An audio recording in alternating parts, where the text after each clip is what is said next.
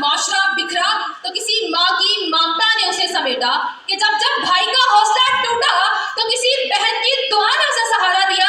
جناب والا، ہماری چادر صرف حیا ہی نہیں بلکہ اس میں قوموں کی بقا بھی ہے۔ تدریسی وقار، ہم گھر کی رونق بھی ہیں اور ملت کی قوت بھی۔ ہم وہ کتاب ہے کہ جس کا ہر بند وفا سے لکھا گیا، کہ جس کا ہر پہر صبر سے تراشا گیا، وہ شمع جو خود کو جلا کر چراغ منزل روشن کرتی ہے۔ تدریسی وقار، جب بات ہو عورتوں کی تو میں کیسے بھول جاؤں مادری ملت فاطمہ جناح کو، کہ جنہیں جمہوریت کی خاطر آمریت کے بدترین تشدد اور کردار کشی کا سامنا کرنا پڑا۔ جناب والا، میں کیسے بھول جاؤں مختارہ بائی کو، کہ جس نے پنچایتی ظلم و تشدد کے خلاف وہ آواز بلند کی کہ جس کو پوری دنیا نے دیکھا۔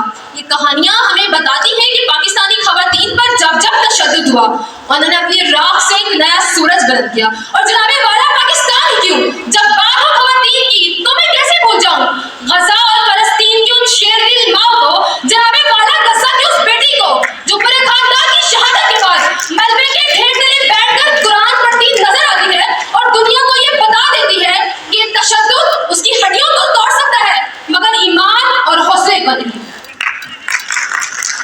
لوگ عورت کی ہر ایک چیز کو نغمہ سمجھیں، وہ قبیلوں کا زمانہ ہو کہ شہروں کا سماج، ہم جو انسانوں کی تہذیب لیے پھرتے ہیں، ہم سب وحشی کوئی جنگل کے درندوں میں نہیں۔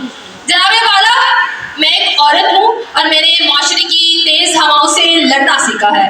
میں ایک بہن، میں ایک بیٹی، میں ایک بیوی، میں ایک ماں، میں سمینہ بیگ، میں ایک عورت، میں مریم مختار، میں ایک عورت، میں ڈاکٹر عافیہ صدیقی، میں ایک عورت۔ جناب والا، میں ایک عورت ہوں۔ میں آج اس نوجوان ساتھیوں سے پوچھتی ہوں کہ آج جب عورت پر ظلم و تشدد ہوتا ہے، جب ماؤں بہنوں بیٹیوں کی عزت نیلام ہوتی ہے، مگر افسوس کہ ہمارے نوجوان صرف خاموش تماشائی بنے بیٹھے ہیں۔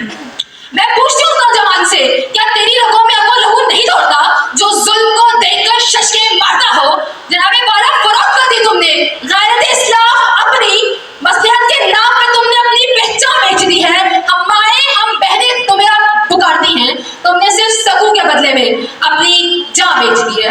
جناب والا، میں اپنی تقریر کا اختتام شعر سے کرنا چاہوں گی کہ ہر دور سے ہے قتل کی تمثیل یہ جس کو گاؤں میں حیا کہتے ہیں اور شہر میں عورت